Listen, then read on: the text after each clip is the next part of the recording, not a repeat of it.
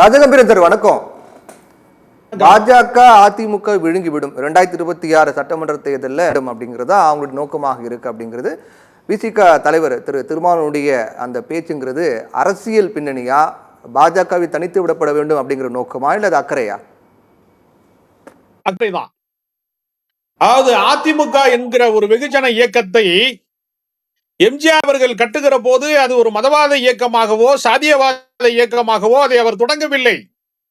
அண்ணாவினுடைய கோட்பாடுகளை, கலைஞரை விடவும் நான் சிறப்பாக அண்ணாவின் கோட்பாடுகளை நான் மக்களிடத்திலே கொண்டு செல்வேன் என்று அண்ணாயிசம் என்கிற கருத்தை அவர் சொன்னார். சரி. எனவே அதிமுக என்கிற கட்சி தொடங்கப்பட்டதே அண்ணா உருவாக்கிய திமுகவை போல இருக்க வேண்டும்.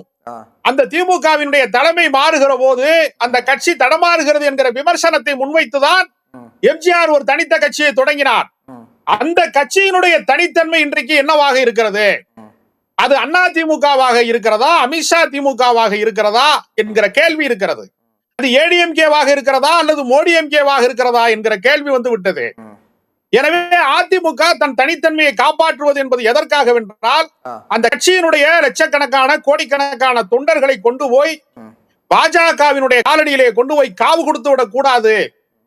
அப்படி கொடுப்பதன் வழியாக தமிழ்நாட்டிலே பாஜக நுழைவதற்கான வாசலை திறந்து வைப்பதற்கான வாய்ப்பாக அதிமுகவை பயன்படுத்தி விடக் கூடாது என்று சமூக நீதியின் மீது அக்கறை இருக்கக்கூடிய, சமத்துவத்தின் மீது அக்கறை இருக்கக்கூடிய விசிகாவினுடைய தலைவர் அவர்கள், சனாதன எதிர்ப்பு போராளி என்று வர்ணிக்கப்படுகிற திருமாவளவன் அவர்கள் ஒரு அக்கறையின் காரணமாகத்தான் அதை பேசுகிறார்.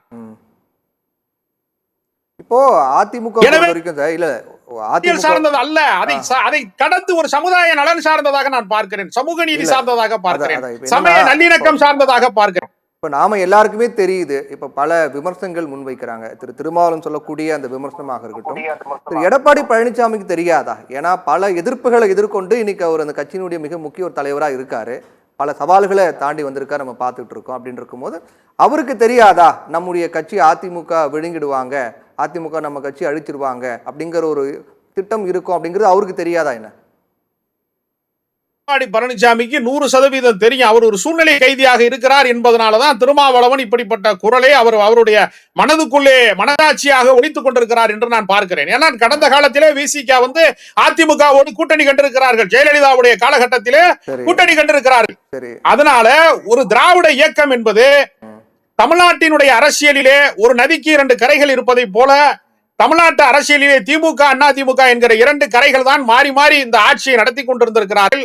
இன்றைக்கு ஒரு கரை உடைக்கப்பட்டிருக்கிறது, ஒரு நதிக்கரை உடைக்கப்பட்டிருக்கிறது. அதன் வழியாக பாசிச பாஜக நுழைந்து விடும் என்கிற அச்சம் வந்திருக்கிறது. அதுதான் முதன்மையான காரணம். எடப்பாடி பழனிசாமி சூழ்நிலை கைதியாக இருக்கிறார். அவர் வந்து ஜனநாயக பூர்வமாக தேர்ந்தெடுக்கப்படாமல் அவர் ஏறத்தாழ வந்து கூட்டத்தூரினுடைய ஏலத்தின் முறையிலே தான் அவர் தேர்ந்தெடுக்கப்பட்டார். எனவே அவர் சித்தாந்த ரீதியாக, கொள்கை ரீதியாக உருவான தலைவர் அல்ல. சந்தர்ப்பவாதத்தின் வழியாக, ஜெயலலிதாவினுடைய மரணத்தின் வழியாக சசிகலா அவர்கள் சிறைக்கு செல்லக்கூடிய ஒரு சூழ்நிலை உருவானதனுடைய காரணமாக அவர் அப்படிப்பட்ட ஒரு தலைவராக ஒரு திடீர் என்று வந்து விட்டாரே தவிர அவர் ஒரு சித்தாந்த ரீதியான தலைவராக உருவாகவில்லை, கொள்கை ரீதியான தலைவராக உருவாகவில்லை, அதிமுகவினுடைய கொள்கை கோட்பாடுகளை காப்பாற்றுகிற தலைவராக அவர் உருவாகவில்லை. சந்தர்ப்பவசத்திலே சூழ்நிலை காரணமாக தலைவரானார். ஆனால் அவர் அந்த கொள்கையை காப்பாற்றுவதற்கு பதிலாக தன்னை காப்பாற்றிக் கொள்வதற்கு, தன்னுடைய பொதுச் செயலர் பதவியை காப்பாற்றிக் கொள்வதற்கு என்று அவர் போராடுகிறார். அதிமுகவை காப்பாற்றுவதற்கு அவர் போராடி தவறிவிட்டார் என்பதுதான் விசிக தலைவர் திருமாவளவன் போன்றவர்களுடைய கருத்தாக நான் பார்க்கிறேன். அது பாஜகவில் முடியும் நினைக்கிறீங்களா சார்? இப்போ அதிமுக மீது சவாரி செய்து கொண்டு தமிழகத்தில் காலொன்று பாஜக பார்க்குறாங்க, அது அதிமுகவுக்கு தான் பிரச்சனை, பாதகமாக அமையும் அப்படின்னு சொல்றாங்க. அப்போ அது பாஜகவில் முடியுமா? அது நிறைவேற சாத்தியம் இருக்கா? முடியுமா முடியாதா என்பது காலத்தின் கைகளிலே இருக்கிறது. ஆனால் அவர்கள் முயற்சி செய்கிறார்கள் அப்படிங்கறதான உண்மை. பாஜக பல கட்சிகளை வந்து வட மாநிலங்களிலே விழுங்கி விட்டது. அவர்களினுடைய கொள்கை கோட்பாடுகளை பின்பற்றக்கூடிய, இந்துத்துவ கோட்பாடை பின்பற்றக்கூடிய சிவசேனா போன்ற கட்சிகளை கூட அவர்கள் விட்டு வைக்கவில்லை. திராவிட இயக்கத்தை அவர்கள் எப்படி விட்டு வைப்பார்கள்? எனவே அவர்கள் இந்த கட்சியை எப்படியாவது பரிகரம் செய்து விட வேண்டும், இந்த கட்சியை எப்படியாவது கைப்பற்றி விட வேண்டும், 2வது இடத்திற்கு அதிமுக இருக்கிற இடத்திற்கு பாஜக வந்து விட வேண்டும் என்கிற ஒரு நோக்கத்தில் அவர்கள் பேசுகிறார்கள். அமித்ஷா சொல்லுகிறார் அதிமுகவிலே இருந்து ஒரு முதலமைச்சர் வருவார் என்று சொல்லுகிறார். எடப்பாடி பழனிசாமி தான் முதலமைச்சர் என்று சொல்லாமல் பல நேர்காணல்களே, பல பத்திரிகை பேட்டிகளிலே கூட அப்படி குறிப்பிட்டார். அதை அப்படி சொல்லவில்லை இப்படி சொல்லவில்லை என்று எல்லாம் இவர்கள் மாற்றி மாற்றி பேசினாலும் இவர்களுடைய நிலைமை பரிதாபகரமாக இருக்கிறது. ஜெயலலிதா எப்படிப்பட்ட அரசியலை நடத்தினார், மோடியா லேடியா என்று கேட்கக்கூடிய அரசியலை நடத்தினார்.